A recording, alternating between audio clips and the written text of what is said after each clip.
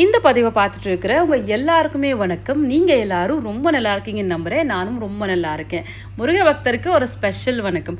இந்த பதிவில் ஆடி அமாவாசை 2026 எப்போ வருது, அன்றைக்கி கிரகணமும் இருக்குது, நம்ம என்ன பண்ணணும் என்ன பண்ணக்கூடாது, இந்த அமாவாசையனோட பலன்கள் என்னென்ன அப்படின்றத முழுசாக இந்த பதிவில் தெரிஞ்சுக்கலாம் வாங்க. எல்லா மாதமும் தான் நமக்கு அமாவாசை வருது, எல்லா மாதமும் நம்ம அமாவாசை கொண்டாடணும். ஆனால் அது முடியா பட்சத்தில் வருஷத்தில் வரக்கூடிய முக்கியமான 3 அமாவாசையாவது நம்ம கடைப்பிடிக்கணும். தை அமாவாசை, ஆடி அமாவாசை, புரட்டாசி அமாவாசை, மகாலய அமாவாசை அப்படின்னு சொல்லுவாங்க இல்லையா. இந்த மாதிரி ஒரு 3 அமாவாசையாவது நம்ம கண்டிப்பாக கடைப்பிடிச்சே ஆகணும். இது நன்றி கடன் தெரிவிக்கிற வகையாக தான் நம்ம பண்ணுறோம். முன்னோர்கள் நமக்காக நிறைய விஷயங்கள் கண்டிப்பாக செஞ்சுருக்காங்க. அவங்கள நம்ம எப்பவுமே நினச்சிக்கிட்டே இருக்கணும். அவங்களோட ஆசீர்வாதமும் நமக்கு கண்டிப்பாக முக்கியம். அதனால தான் இந்த அமாவாசை நம்ம கடைப்பிடிச்சே ஆகணும். இந்த அமாவாசையில் கடைப்பிடிக்கிறதுனால நமக்கு பலனா இல்லைனா முன்னோர்களுக்கு பலனா அப்படின்னு கேட்டிங்கன்னா, அவங்களுக்கும் மேல் லோகத்தில் ஒரு நல்ல வாழ்வு கிடைக்கும். நமக்கு இந்த நம்ம லோகத்தில் நம்ம நல்லா இருக்கணும், அவங்க ஆசீர்வாதம் கொடுக்கறதுனால இன்னுமே நம்ம நல்லா இருப்போம் அப்படின்ற ஒரு நம்பிக்கை. அதனால் இந்த அமாவாசை கண்டிப்பாக எல்லாரும் கடைப்பிடிங்க. யாராவது நம்ம வீட்டில் இறந்துருக்காங்க, ரீசெண்டாக இறந்துருக்காங்க, ஒரு மாதம் ஆயிருக்கு, இல்லைன்னா ரொம்ப ரீசெண்டாக இறந்துருந்தாலும் இந்த அமாவாசையை நீங்கள் தாராளமாக கடைப்பிடிக்கலாம். அதில் எந்த தப்புமே இல்லை. ஆடி அமாவாசை நம்ம எப்படி கடைப்பிடிக்கணும் அப்படின்னு கேட்டிங்கன்னா, கடற்கரை, நதிக்கரை இந்த மாதிரி பிரதேசங்களில் நம்ம போய் தர்ப்பணம் கொடுக்கறது அப்படின்றது ரொம்பவே சிறப்பாக இருக்கும்.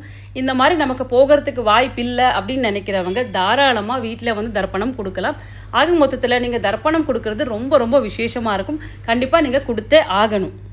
நிறைய பேருக்கு பார்த்தீங்கன்னா, அவங்க இறந்த திதி தெரியாது, நட்சத்திரம் தெரியாது, இந்த மாதிரிலாம் இருக்கும். இன்னும் சில பேருக்கு நம்ம முன்னோர்களோட பேரே தெரியாமல் கூட இருக்கலாம்.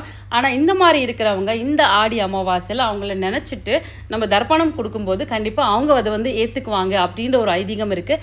காலையில் 6 மணிக்கு மேலே 12 மணிக்குள்ளே நீங்கள் தர்ப்பணத்தை தாராளமாக கொடுக்கலாம். தர்ப்பணம் கொடுக்கும்போது சூரிய உதயம் கண்டிப்பாக ஆயிருக்கணும். ஏன் அப்படின்னா, சூரியனை சாட்சியாக வச்சு தான் நம்ம தர்ப்பணம் கொடுக்கணும். அதனால் நீங்கள் தாராளமாக 6 மணிக்கு மேலே 12 மணிக்குள்ளே தர்ப்பணத்தை கொடுத்துக்கலாம். நம்மளால் இந்த ஆடி அமாவாசை ஆடி மாதத்தில் கோயிலுக்கு போக முடியும், அந்த கூட்டத்திலும் நம்ம போய் ஜெயிச்சு கொடுத்துடலாம் அப்படின்னு நினைக்கிறவங்க தாராளமாக கோயிலுக்கு போங்க. இல்லைனா வீட்டிலே நீங்கள் ரொம்ப சிம்பிளாக தர்ப்பணத்தை கொடுத்துக்கலாம். எந்த தப்புமே கிடையாது.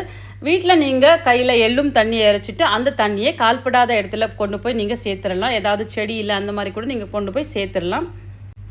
தர்ப்பணம் கொடுத்ததுக்கு அப்புறம் தான் நம்ம வீட்டில் இருக்கிற தெய்வ வழிபாட்டை நம்ம செய்யணும். தர்ப்பணம் கொடுக்கறதுக்கு முன்னாடி வீட்டில் பூஜை பண்ணிவிட்டு அதுக்கப்புறம் நம்ம போய் தர்ப்பணம் கொடுக்கலாம் அப்படின்னு கண்டிப்பாக பண்ணிடாதீங்க. தர்ப்பணம் கொடுத்துட்டு அதுக்கப்புறம் நீங்கள் போய் சாமி கும்பிட்டுக்கலாம். மதியானம் 12 மணிக்கு மேலே நீங்கள் வீட்டில் இலை போடுற பழக்கம் இருக்கு இல்லையா, அந்த மாதிரி கூட நீங்கள் செஞ்சுக்கலாம்.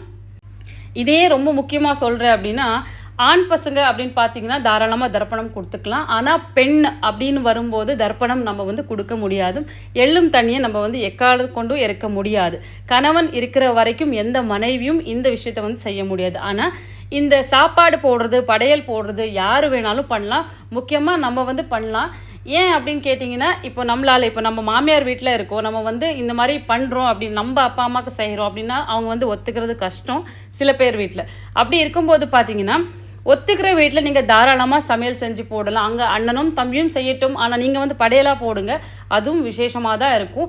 மற்றபடி பார்த்தீங்கன்னா, உங்களால் முடியலப்பா வீட்லேயும் விடலை அப்படின்னும் போது அந்த சாப்பாட்டை நீங்கள் யாருக்காவது வாங்கி கொடுத்துடலாம். இப்போ நீங்கள் கோயிலுக்கு போகும்போதோ வெளியே போகும்போதோ ஒரு சாப்பாடு யாருக்காவது தானமாக கொடுத்துடலாம். இல்லைன்னா ஏதாவது ஒரு வகையில் துணிமணிகளை தானமாக கொடுத்துக்கலாம். உங்கள் அப்பா அம்மாவை நினச்சிட்டு நீங்கள் தாராளமாக இந்த மாதிரியெல்லாம் தானம் கொடுக்கறது அவங்களே ஏதாவது ஒரு ரூபத்தில் ஏற்றுக்குவாங்க. அவ்வளோ சிறப்பாக இருக்கும். தாராளமாக பெண் பசங்க கூட இதை செய்யலாம்.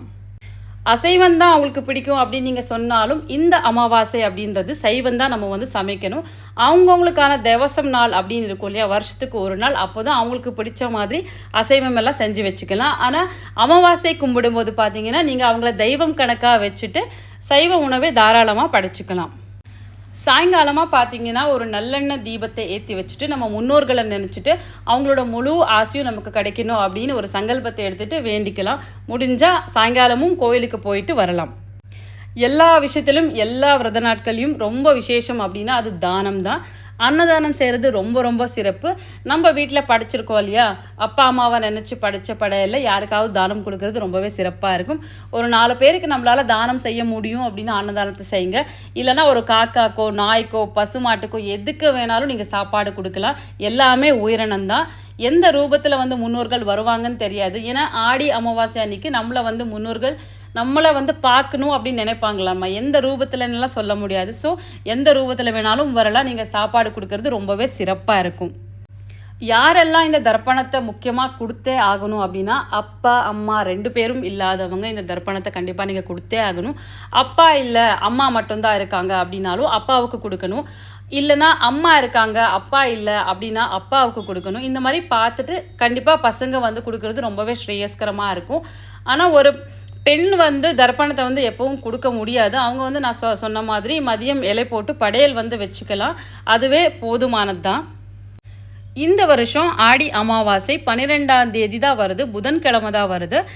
அதிகாலை 2 மணி 11 நிமிஷத்துலேருந்து 13ஆம் தேதி அதிகாலை 12 மணி 16 நிமிஷத்து வரைக்கும் நமக்கு வந்து ஆடி அமாவாசை இருக்குது. அன்றைக்கி நாள் முழுவதும் நமக்கு அமாவாசை கிடைக்குது. காலையில் 6 மணிலேருந்து 12 மணிக்குள்ளே தர்ப்பணத்தை கொடுத்துக்கலாம். மதியம் பார்த்திங்கன்னா 11 மணிக்கு நம்மளால் சமைக்க முடியும் அப்படின்னு நினச்சிங்கன்னா 11 to 12 மணிக்குள்ளே சாப்பாடு போடலாம், படையல் போடலாம். இல்லைனா 1:30 மணிக்கு மேலே 2 மணிக்குள்ளே நம்ம வந்து தாராளமாக படையல் வந்து போடலாம். முக்கியமாக சொன்ன மாதிரி தர்ப்பணம் கொடுங்க. அதுக்கப்புறம் மதியம் இலை போட்டு சாப்பாடு போட்டு அந்த சாப்பாட்டை தானமாக கொடுங்க. 3வது பார்த்தீங்கன்னா சாயங்காலமாக ஒரு நல்லெண்ணெய் தீபம் ஏற்றுங்க. இதை யார் வேணாலும் பண்ணலாம். நீங்கள் வேலைக்கு போனாலும் பண்ணலாம், வீட்டில் இருந்தாலும் பண்ணலாம். தாராளமாக இதை வந்து செஞ்சுக்கலாம். ரொம்ப சின்ன ஒரு எளிமையான வழிபாடு தான் இது.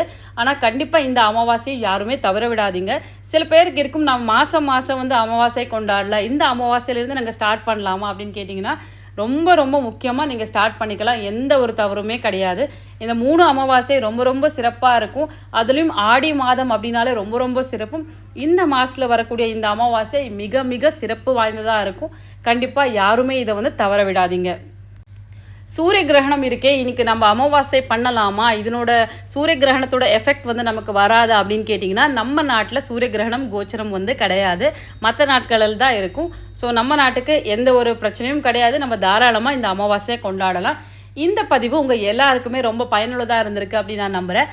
இந்த பதிவு உங்களோட ஃப்ரெண்ட்ஸ் ரிலேட்டிவ்ஸ் எல்லாருக்குமே ஷேர் பண்ணுங்கள். அவங்களும் ஆடி அமாவாசை, இந்த ஆடி அமாவாசையோடு அவங்களும் அமாவாசையை இதுக்கு மேலே தொடரட்டும். இந்த பதிவு உங்களுக்கு பிடிச்சிருந்தது அப்படின்னா கண்டிப்பாக ஒரு லைக்கை போட்டுருங்க. இது வரைக்கும் என் சேனலை சப்ஸ்கிரைப் பண்ணிக்கல அப்படின்னா கண்டிப்பாக என்னோடய சேனலை சப்ஸ்கிரைப் பண்ணிவிட்டு கூடவே இருக்கிற பெல் ஐக்கானையும் ப்ரெஸ் பண்ணிக்கோங்க. அடுத்தடுத்து நல்ல பதிவுகளோடு உங்களை சந்திக்கிறேன். அதுவரையிலிருந்து உங்களை விடைபெறுகிறேன். நன்றி, வணக்கம்.